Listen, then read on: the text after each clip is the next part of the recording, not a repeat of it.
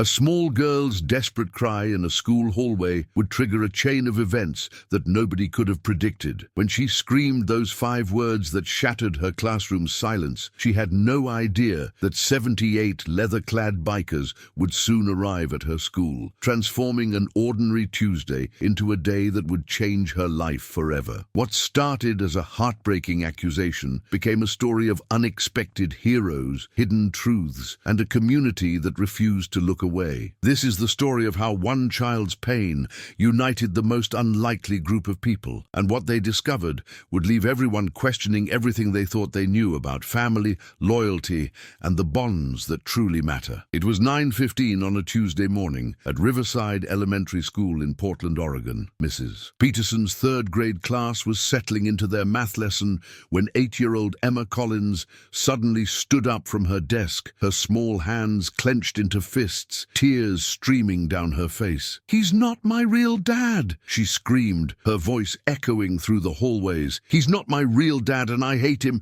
I want my real daddy." The classroom fell into shocked silence. 23 pairs of young eyes turned toward Emma as she collapsed back into her chair, sobbing uncontrollably. Mrs. Peterson, a veteran teacher of 17 years, had seen many outbursts, but nothing quite like this. The raw pain in that child's voice sent chills down her spine. Within minutes, Emma was sitting in Principal Morgan's office, still crying, refusing to speak. The school counselor was called. The protocol for potential family crisis situations was activated, and then came the phone call that would set everything in motion. The call to Marcus Webb, the man Emma had just denounced in front of her entire class. Marcus received the call while he was working at his auto repair shop on the east side of Portland.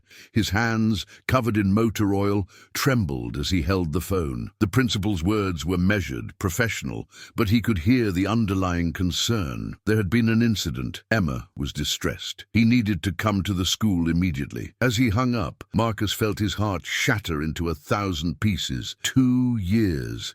He had spent 2 years trying to be the father Emma needed after losing her mother.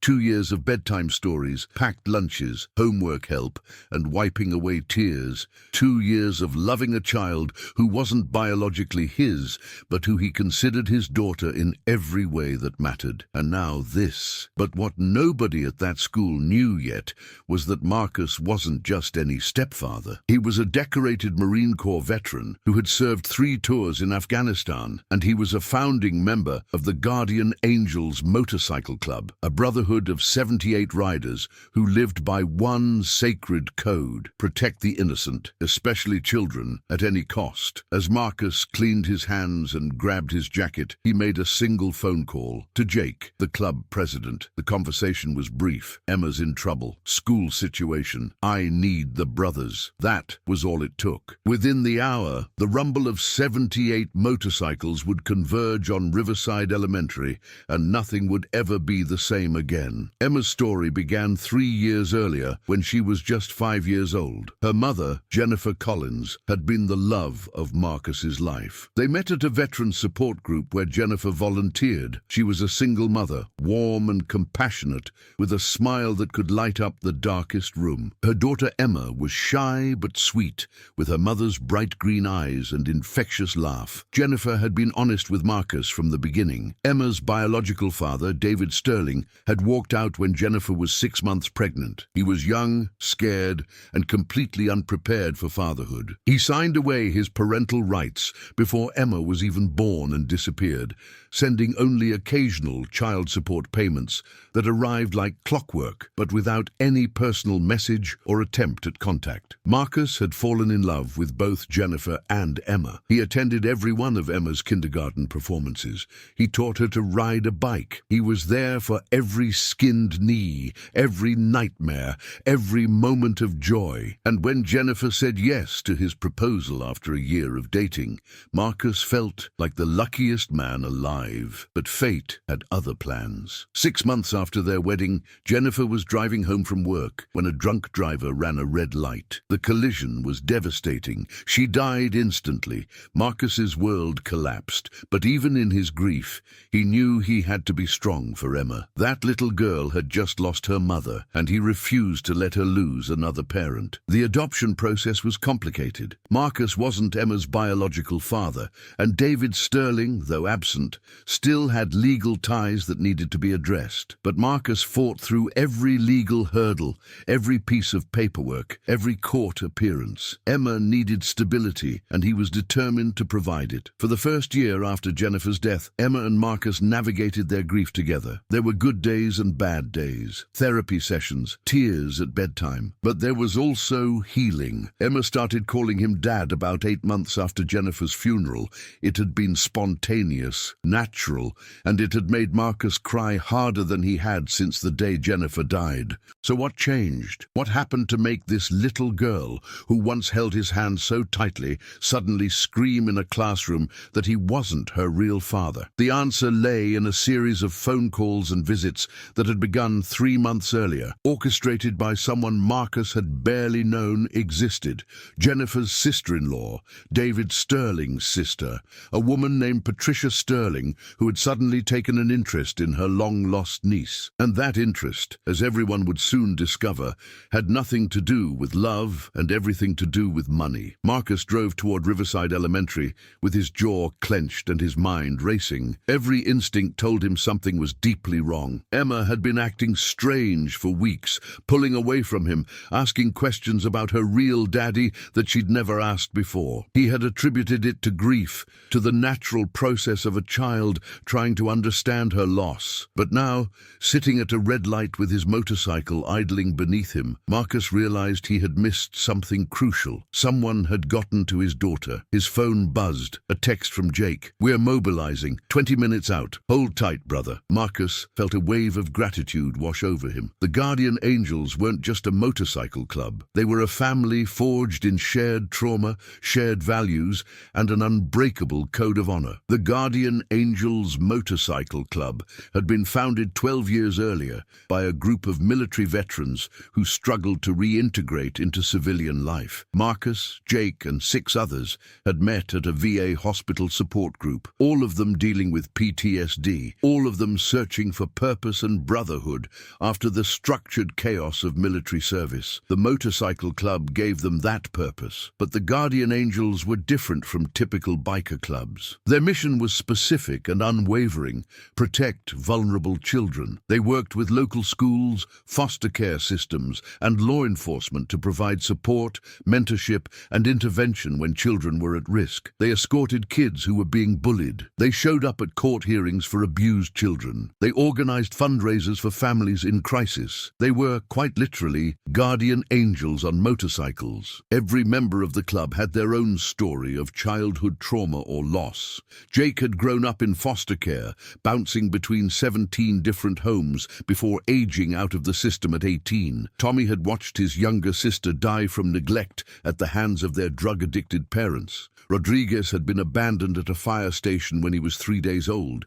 These men understood pain. They understood what it meant to be a child who needed protection. And they had dedicated their lives to making sure no kid ever felt as alone as they once had. When Marcus called Jake that morning, he didn't need to explain the full situation. Jake heard the tremor in Marcus's voice and knew it was serious. Within minutes, Jake had sent out the emergency signal, a specific text message that went to all 78 active members. Code red, child in crisis, Riverside Elementary, full presence requested. The response was immediate. Men left work sites, closed their businesses, called in sick, and dropped whatever they were doing. Within 40 minutes, 78 motorcycles were converging on Portland from all directions. Marcus arrived at the school first. He parked his Harley in the visitor lot and walked toward the main entrance, his leather vest emblazoned with the Guardian Angels patch. He could feel eyes on him as he entered the building. A secretary behind the glass partition looked nervous. He introduced himself calmly, professionally, and was escorted to Principal Morgan's office.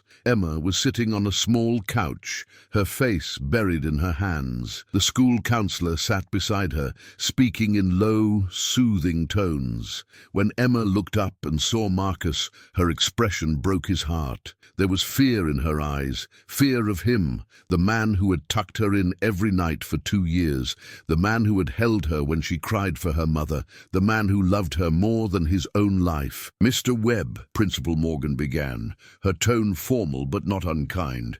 We need to discuss what happened this morning. Emma has made some very serious statements, and we have a duty to ensure her safety and well-being. Marcus nodded, his throat tight. I understand. Can I talk to her? Alone? The counselor looked uncertain, but Principal Morgan nodded. 5 minutes. We'll be right outside. As the adults left the room, Marcus knelt down in front of Emma, careful not to touch her, not to invade her space. His voice was gentle, broken. Emma, sweetheart, what's going on? Talk to me, please. Emma's lip quivered. Aunt Patricia said you're not my real dad. She said my real dad wants to see me. She said he's been trying to find me, but you won't let him. She said you're keeping me from him because you want Mommy's money. Marcus felt like he'd been punched in the gut. Patricia Sterling, David's sister, the woman who had shown up at their doorstep 2 months ago, claiming she wanted to be part of Emma's life, to honor her brother's connection to his daughter. Marcus had been skeptical, but had allowed supervised visits, believing Emma should know her extended family. He had been a fool. Emma continued, her words tumbling out between sobs. She showed me pictures of him, my real daddy. She said he's rich and he wants to take care of me. She said you're mean and that you only married Mommy for her money, and now you're trying to steal it from me. Marcus closed his eyes, fighting back tears. Every word was a carefully constructed lie, designed to poison his relationship with Emma. But why? What was Patricia's end game? Emma, Marcus said softly, opening his eyes and looking directly at her. I need you to listen to me very carefully. Your mum didn't have any money. We lived paycheck to paycheck. The house we live in, I'm still paying the mortgage. The car I drive, it's 12 years old. There is no fortune. There never was. But Aunt Patricia said, Aunt Patricia is lying to you, sweetheart, and I can prove it. I brought something with me. Can I show you? Just then, the rumble began. Low at first, then growing louder. The unmistakable sound of dozens of motorcycle engines. Emma looked toward the window, confusion replacing some of the anguish on her face. What's that? Marcus stood and walked to the window. Outside, 78 motorcycles were pulling into the school parking lot in perfect formation. Men in leather vests dismounted, standing in a show of solidarity that was both intimidating and awe-inspiring. Marcus turned back to Emma. Those are my brothers. Every single one of them dropped everything they were doing to come here today because they love you and they love me. That's what family does, Emma. Real family. And I need you to trust me for just a little while longer. Can you do that? Emma stared out the window at the sea of bikers, her young mind trying to process what she was seeing. Slowly, almost imperceptibly, she nodded. Marcus felt a glimmer of hope ignite in his chest. He wasn't going to lose his daughter without a fight, and he had 78 warriors standing behind him, ready to help him prove the truth. We've just witnessed the beginning of an incredible confrontation. Marcus is facing the fight of his life, and 78 bikers have shown up to support him. But what is Patricia Sterling really after? And what evidence does Marcus have that could change everything? Drop your thoughts in the comments. Do you think Emma will believe him? Have you ever been in a situation where someone tried to manipulate a child against their parent? Share your experience below. The arrival of the Guardian Angels Motorcycle Club at Riverside Elementary created immediate chaos. Parents who were dropping off late students scrambled back to their cars.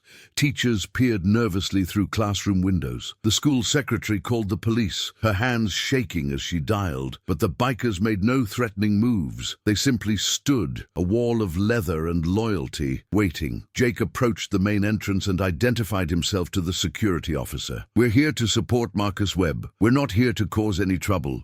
We're advocates for the child involved in this situation. Several of us are licensed child welfare volunteers. We have a right to be here as long as we remain peaceful. The security officer, a former military man himself, recognized something in Jake's bearing. He nodded and stepped aside, though he kept his radio close. Principal Morgan came out to meet them, her face pale but her posture firm. Gentlemen, this is highly irregular. I'm going to need you to wait outside while we sort this situation out. Jake nodded respectfully. We understand, ma'am. We'll wait right here. But we're not leaving until we know that child and our brother are okay. We have some information about this situation that you need to hear." Inside the office, Marcus had opened his backpack. He pulled out a thick folder he'd been carrying for weeks, ever since Patricia Sterling had started her campaign of manipulation. Emma watched as he spread documents across Principal Morgan's desk. The counselor and principal had returned to the room, along with a police officer who had arrived within minutes of the secretary's call. "These," Marcus said, his voice steady despite the emotion coursing through him, "are bank statements from the past 3 years. As you can see,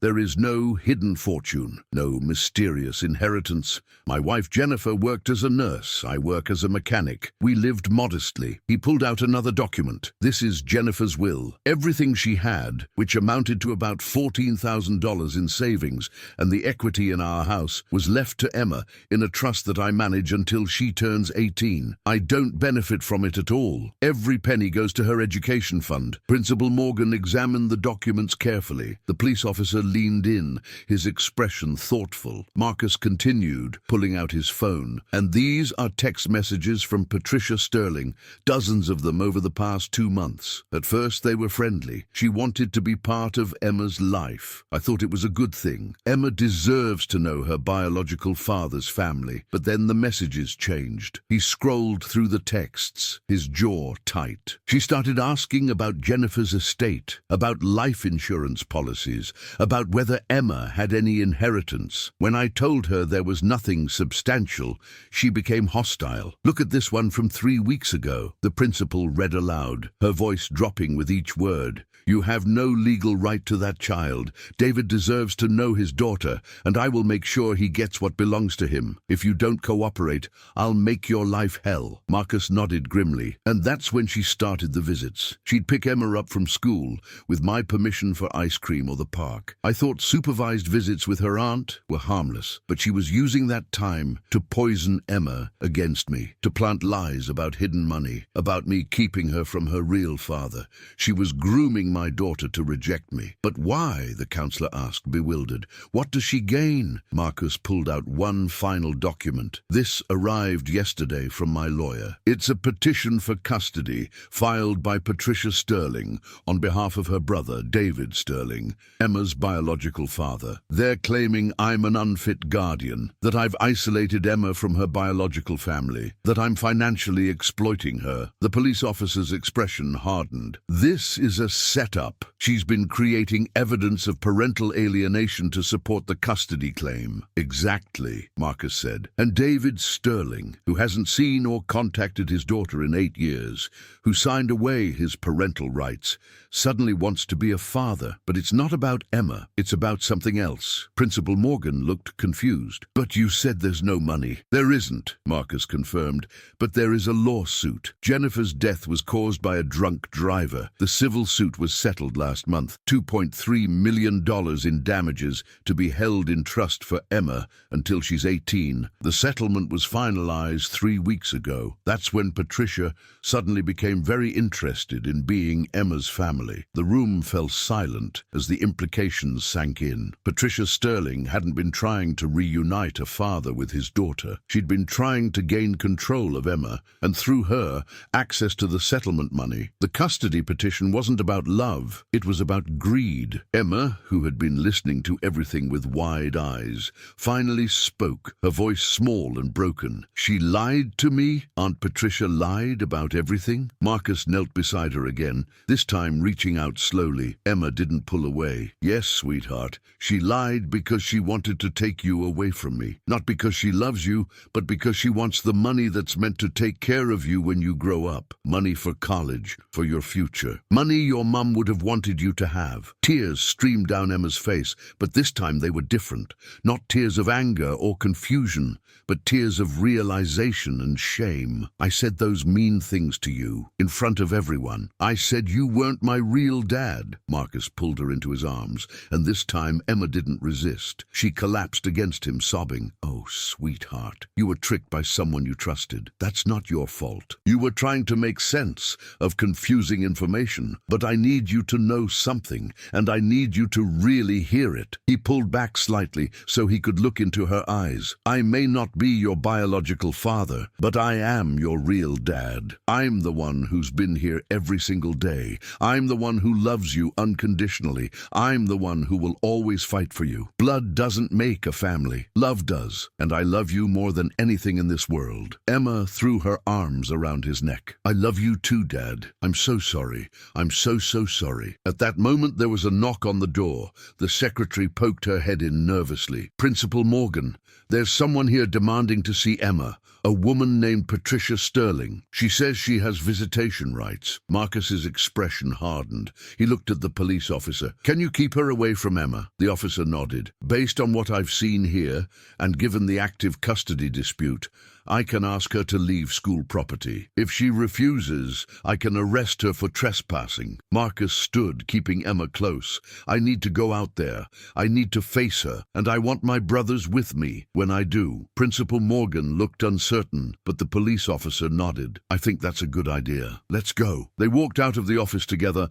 Marcus holding Emma's hand. As they emerged from the building, Patricia Sterling was standing in the parking lot, her face red with fury, screaming at the line of bikers who had formed a barrier between her and the school entrance. She spotted Marcus and Emma, and her expression shifted to fake concern. "Emma, sweetheart, come here. You don't have to stay with him. Your real daddy wants to see you." Emma shrank behind Marcus, gripping his hand tighter. Marcus stepped forward, Jake and 6 other bikers flanking him. "Patricia, it's over. Emma knows the truth. The school knows the truth. And soon a judge is going to know the truth." Patricia's mask slipped completely. "You have no right to that money. David is her father. He deserves... He signed away his rights 8 years ago." Marcus interrupted, his voice cold. "He wanted nothing to do with Emma until there was a multi-million-dollar settlement involved. And you manipulated a grieving child for financial gain. You tried to destroy the relationship between a daughter and the only father she's ever known. That's not love. That's exploitation." Patricia lunged forward, but the bikers stepped closer, forming an impenetrable wall. The police officer moved between them. "Ma'am, you need to leave this property immediately. If you don't, I will arrest you for trespassing and harassment." "This isn't over," Patricia hissed, her eyes full of venom. "We'll see you in court." "Yes," Marcus said calmly, "we will. And I'm going to make sure every single thing you've done is exposed. Every lie, every manipulation, every attempt to traumatize my daughter. You wanted a fight, Patricia. You got one." As Patricia was escorted off the property by the police officer, Emma looked up at the sea of bikers surrounding her and Marcus. "Who are all these people, Dad?" Marcus smiled, his first genuine smile all day. "These are your uncles, sweetheart. Every single one of them dropped everything to come here today because you're family, because we protect our own." Jake stepped forward and knelt down to Emma's level. His weathered face was kind. "We heard you were having a tough day, little one. We wanted to make sure you knew you weren't alone. Your dad, he's one of the best men I've ever known, and we've got his back, which means we've got your back too." Emma looked around at all the faces. Big, intimidating men with tattoos and leather,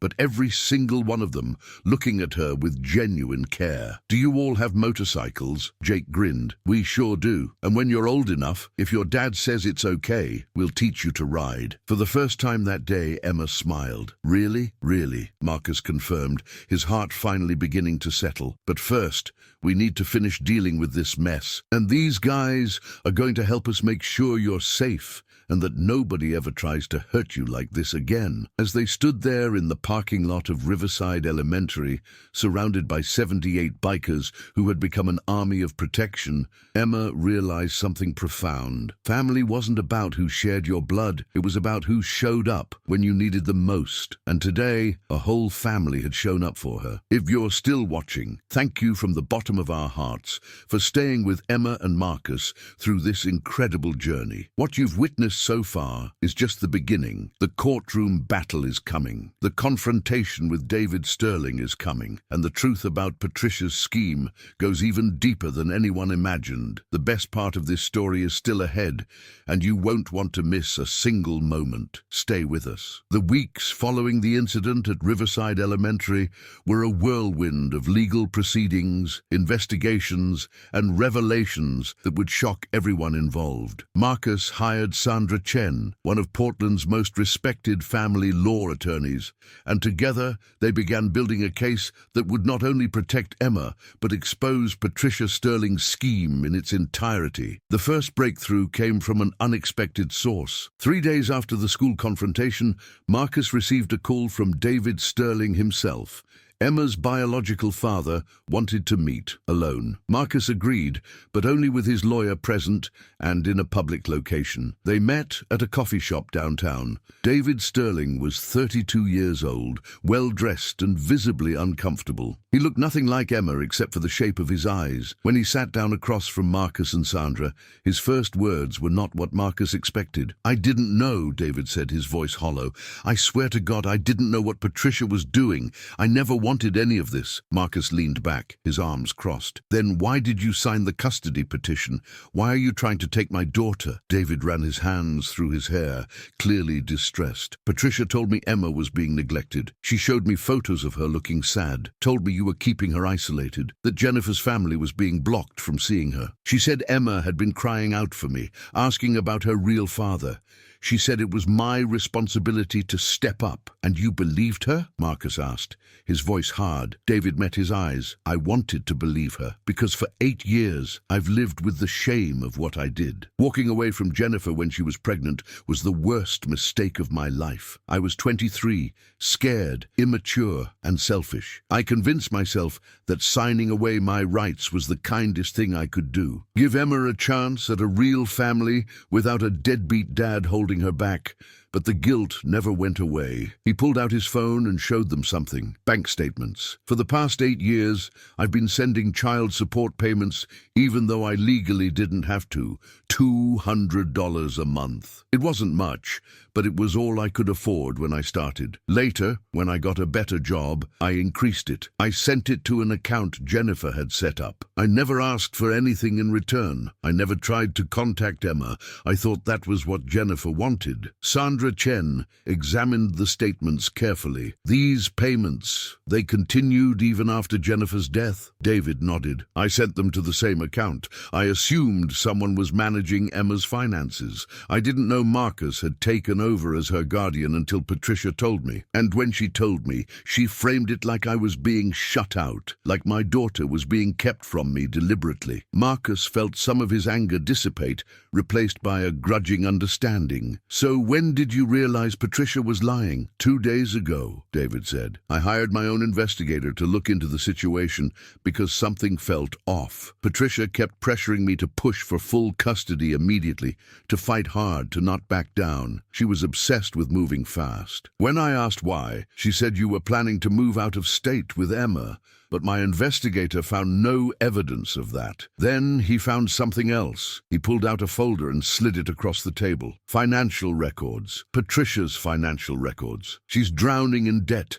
Credit cards, personal loans, a failed business venture. She owes over $300,000. She's facing bankruptcy." And then she somehow found out about Emma's settlement from Jennifer's wrongful death suit. Sandra Chen's eyes widened as she reviewed the documents. "She's the one who called the law firm handling the settlement, isn't she? Posing as family, asking questions about the payout structure?" David nodded miserably. "My investigator traced the calls. Patricia has been planning this for months. She knew that if she could get custody of Emma, or even just visitation leverage, she could potentially access the trust fund for Emma's care expenses. She was going to bleed that account dry under the guise of providing for my daughter. Marcus felt sick, and you were the tool she was going to use to do it." "I'm so sorry," David said, and there were tears in his eyes. "I thought I was finally doing the right thing, standing up, being a father, but I was just being manipulated again. I'm dropping the custody petition.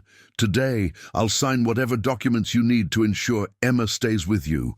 You're her real father, not me. I gave up that right 8 years ago, and you've earned it every day since." Marcus studied David carefully, searching for deception but finding only genuine remorse. "What about Patricia?" David's expression hardened. "I've already confronted her. She denied everything at first, but when I told her about the investigation, she broke down. She actually admitted it, said she was desperate, that she needed the money to save her life. She begged me not to go to the authorities, but I already have. I turned over all the evidence to the police and to your attorney. What she did to Emma, the psychological manipulation of a child for financial gain, that's abuse. She needs to be held accountable." Sandra Chen smiled for the first time since the meeting began. "With this evidence and your testimony, we can not only block the custody petition, but potentially file criminal charges against Patricia for fraud, child exploitation, and emotional abuse. This changes everything." The next phase of the battle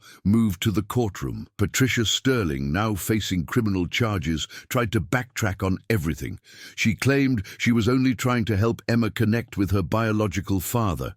She claimed Marcus had misinterpreted her intentions. She claimed Emma's outburst at school was proof that the child was unhappy and confused, not evidence of Patricia's manipulation. But the evidence was overwhelming. The text messages, David's testimony, the financial records proving Patricia's motive, and most damning of all, something that Sandra Chen had uncovered through a subpoena: recordings. Patricia had been recording her conversations with Emma during their supervised visits. She had done it secretly, likely planning to use selective clips as evidence of Emma's desire to leave Marcus.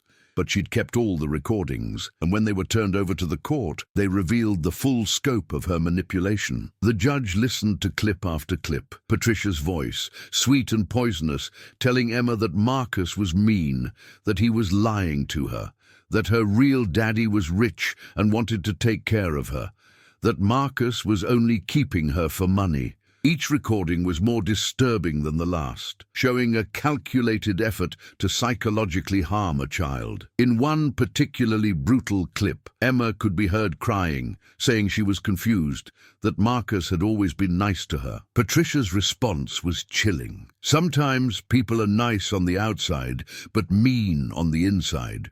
Your real daddy would never lie to you like Marcus does. Don't you want to meet your real daddy?" The courtroom was silent as the recordings played. Marcus sat with Emma beside him, his arm around her shoulders. Emma had insisted on being present, wanting to face what had been done to her. When the judge finally looked up from the evidence, her expression was one of barely contained fury. "Miss Sterling," the judge said, her voice cold, "what you have done to this child is unconscionable. You systematically and deliberately attempted to destroy the relationship between a devoted father and his daughter for your own financial gain. You exploited a child's grief, confusion, and vulnerability. You weaponized her trauma over losing her mother. There is a special place in our legal system for people who harm children, and you are about to become intimately familiar with it." The judge's ruling was swift and comprehensive. The custody petition filed on behalf of David Sterling was dismissed with prejudice. All of Patricia Sterling's visitation rights were permanently revoked. She was ordered to have no contact with Emma whatsoever, directly or indirectly. Criminal charges for child exploitation, fraud, and emotional abuse were formally filed. Patricia was also ordered to pay Marcus's legal fees and to undergo a psychological evaluation. But the judge wasn't finished. She turned to Marcus and Emma. "Mr. Webb, I have reviewed the documents pertaining to your request to formally adopt Emma Collins. Given the evidence presented in this case, I am expediting that petition. Emma, honey, do you understand what adoption means?" Emma nodded, her voice small but clear. "It means Marcus will legally be my dad. Not just in my heart, but on paper too." The judge smiled, her stern expression softening. "That's exactly right. And based on everything I've seen and heard, that is exactly what should happen. The adoption is approved. Mr. Webb, congratulations. Emma is now legally your daughter." The courtroom erupted. The guardian angels who had filled the gallery erupted in cheers. Sandra Chen was grinning ear to ear. David Sterling, who had attended to testify on Marcus's behalf, was crying quietly, and Marcus pulled Emma into his arms, both of them sobbing with relief and joy. But there was one more revelation to come. As they left the courtroom, David approached them hesitantly. "Marcus, Emma, I know I have no right to ask anything of you, but I want you both to know something. I'm going to continue sending that monthly payment. Not because I have to, but because I want to. It'll go into Emma's college fund. And if, someday, when Emma is older, she wants to know me, wants to ask me questions about her mum's time with me, or just wants to understand that part of her history, I'll be available. But I'm not asking for anything. I'm not trying to insert myself into your lives. I just want Emma to know that even though I failed her as a father, I will spend the rest of my life trying to make amends in whatever small ways I can." Marcus looked at Emma, letting her take the lead.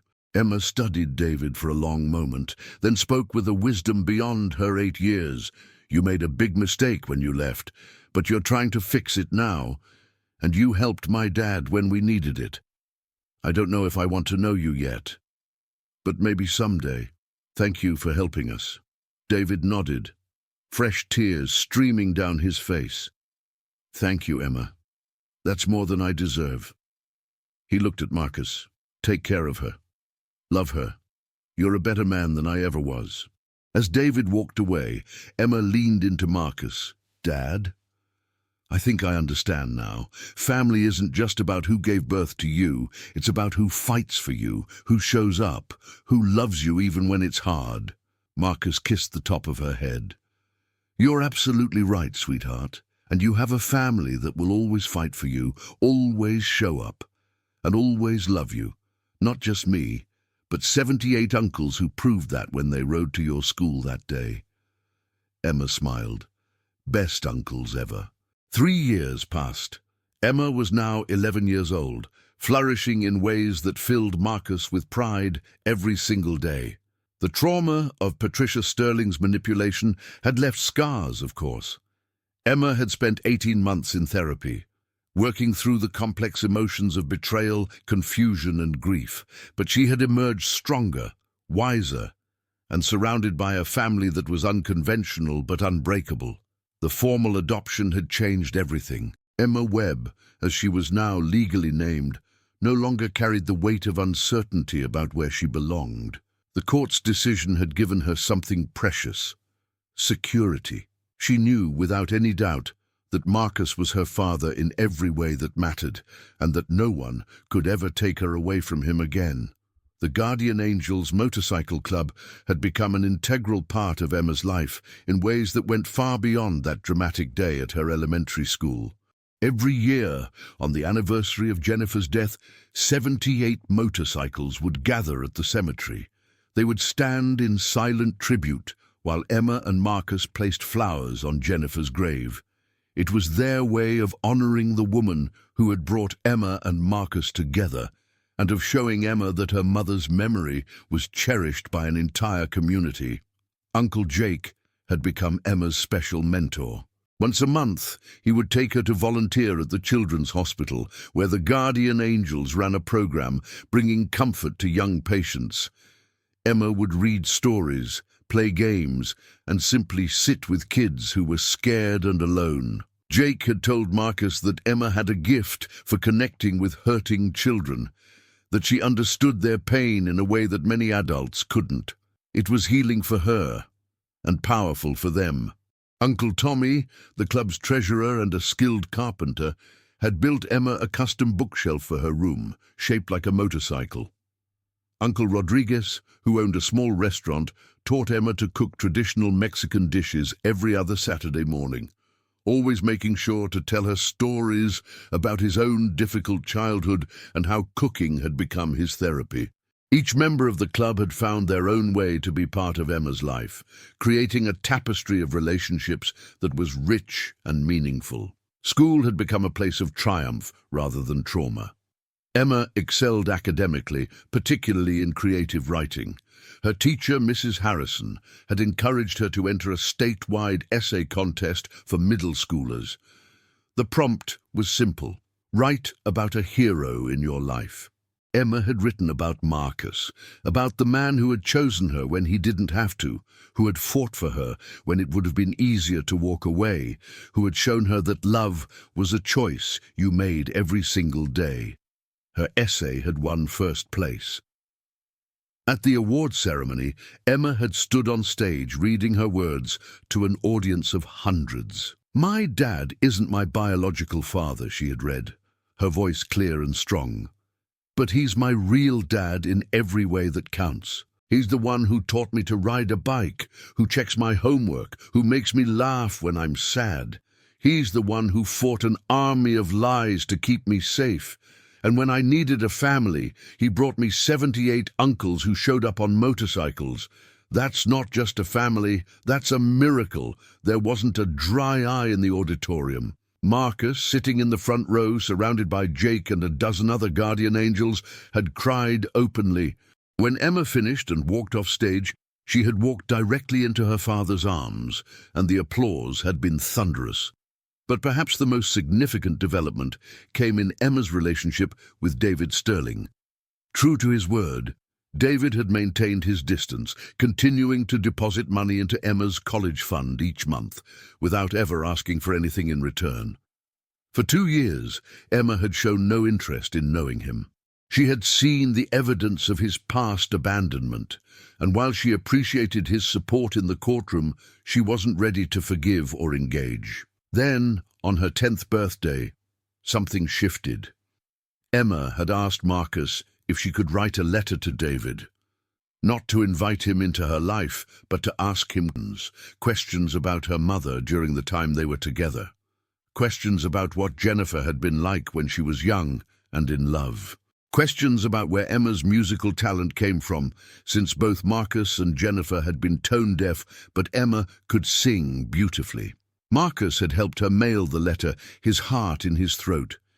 He knew this was part of Emma's journey of understanding her complete identity, but it still scared him. What if David said something that hurt her? What if this reopened old wounds? David's response came 2 weeks later. It was thoughtful, detailed, and honest. He wrote about Jennifer's laugh, about how she had loved thunderstorms, about how she had dreamed of becoming a pediatric nurse to help sick children. He wrote about his own failures without making excuses. He acknowledged the pain he had caused. He answered every single one of Emma's questions with care and respect, and he included something unexpected, a small flash drive containing videos. When Marcus and Emma watched the videos together, they found something precious. David had taken during the 6 months he and Jennifer had dated before she got pregnant. Jennifer at a carnival, laughing on a Ferris wheel. Jennifer at a park, feeding ducks. Jennifer singing karaoke badly and not caring. Jennifer young and happy and alive, in a way Emma had never seen in the few photos Marcus had of her from before his time. Emma had cried watching those videos, but they were healing tears. She was seeing a version of her mother she had never known. And David, despite all his failures, had given her that gift. He had kept those videos for years, treasures of his own shame and loss, and he had given them to Emma because he knew she needed them more than he did. After that, Emma and David began exchanging letters every few months. They were never long, they were never dramatic, but they were honest. Emma told him about school, about her life with Marcus and the guardian angels, about her dreams of becoming a counselor for foster children someday. David told her about his work as an architect, about the therapy he'd been attending to deal with his own issues around abandonment and responsibility, about how proud he was of the young woman she was becoming, even though he had played no part in raising her. Marcus had struggled with this development initially. He had worried that David might try to replace him or undermine his relationship with Emma, but Emma had sat him down one evening and said something that put his fears to rest. "Dad," she had said, taking his hands in hers, "David is part of my history. He's part of where I came from, but you're my present and my future. You're the one who tucks me in at night. You're the one I call when I'm scared. You're the one I want at my graduations and my wedding someday." David is a person I'm getting to know, but you're my father. Those are two completely different things, and nothing will ever change that. Marcus had realized then that Emma's capacity to include David in her life, in a limited and appropriate way, was actually a sign of her emotional maturity and healing. She wasn't choosing between fathers. She was integrating all the pieces of her story into a whole identity, and that was healthy. Patricia Sterling, meanwhile, had faced significant consequences for her actions.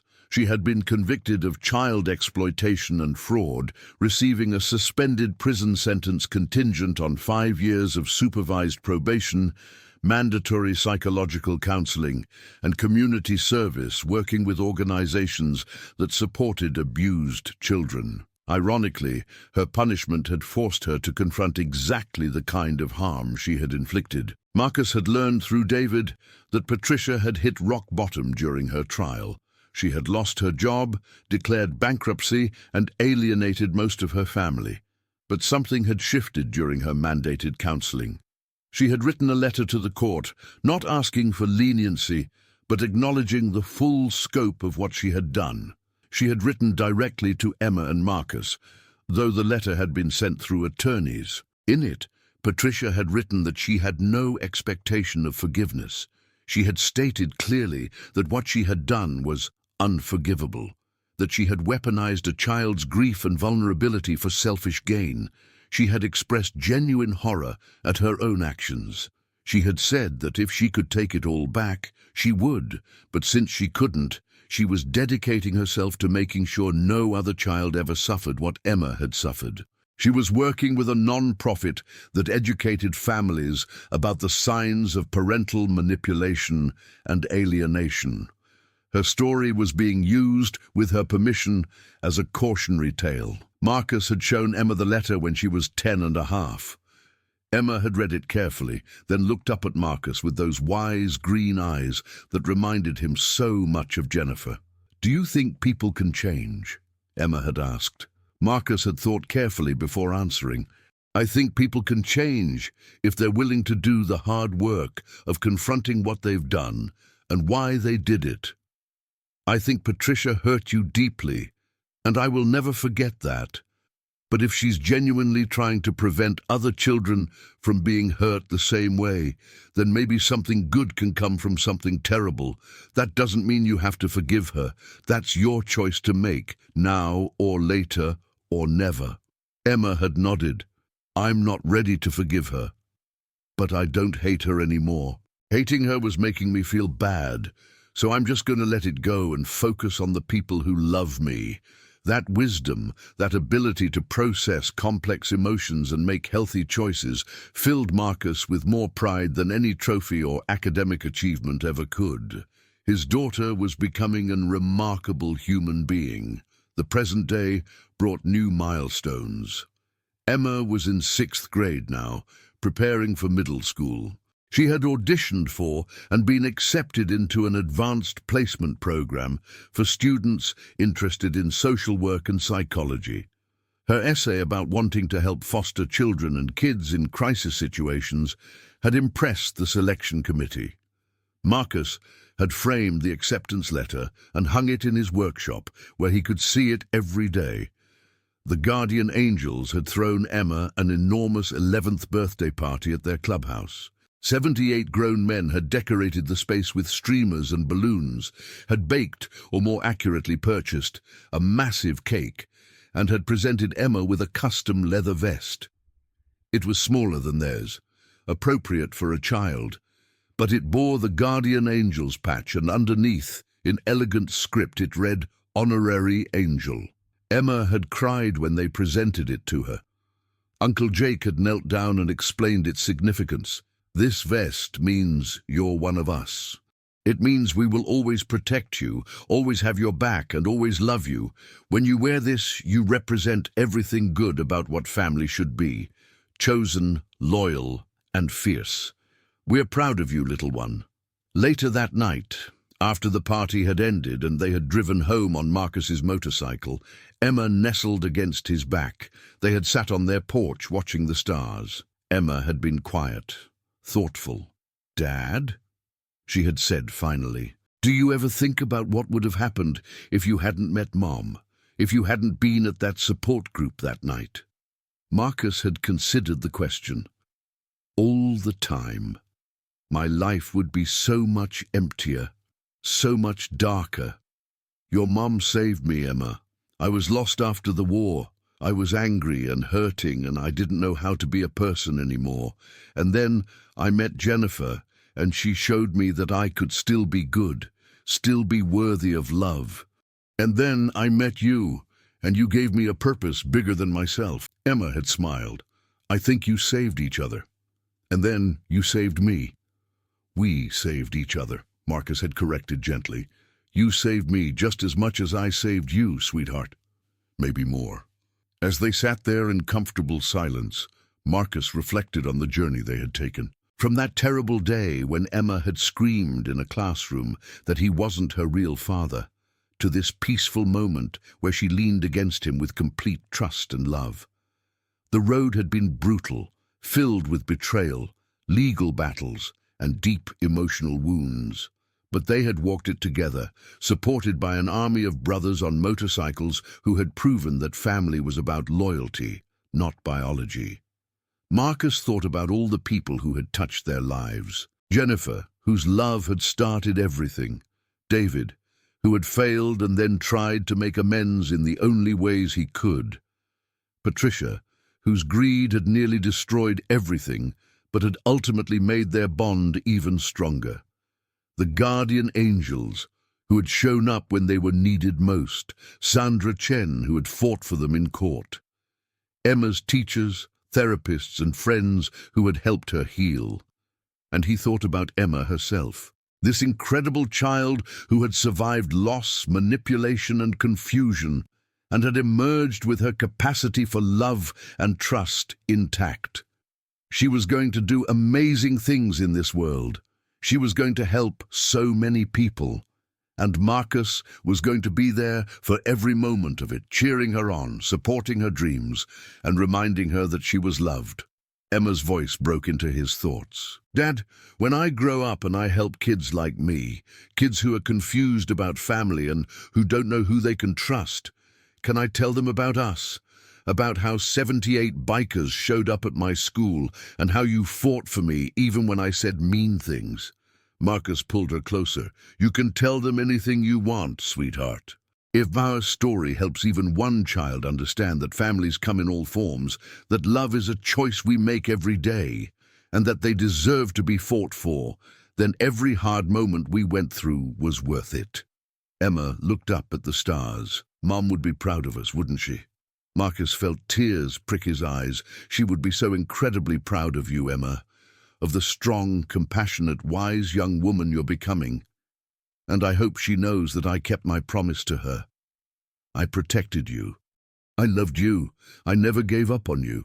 You kept your promise," Emma said softly. "You're the best dad anyone could ask for, real or otherwise." Marcus smiled through his tears. "Just real, sweetheart. I'm your real dad. That was decided a long time ago, not by biology, but by love, and love is the realest thing there is." They sat there until the stars multiplied in the dark sky, father and daughter, bound not by blood but by something far stronger. Choice, commitment, unconditional love, and the backing of 78 motorcycles that had once roared into a school parking lot to prove that when you mess with one of theirs, you mess with all of them. Emma's story wasn't just about surviving manipulation and betrayal. It was about discovering that family is built by the people who show up, who fight for you, who love you even when it's hard. It was about learning that biology is just one small piece of what makes a parent. The real definition comes from the everyday moments.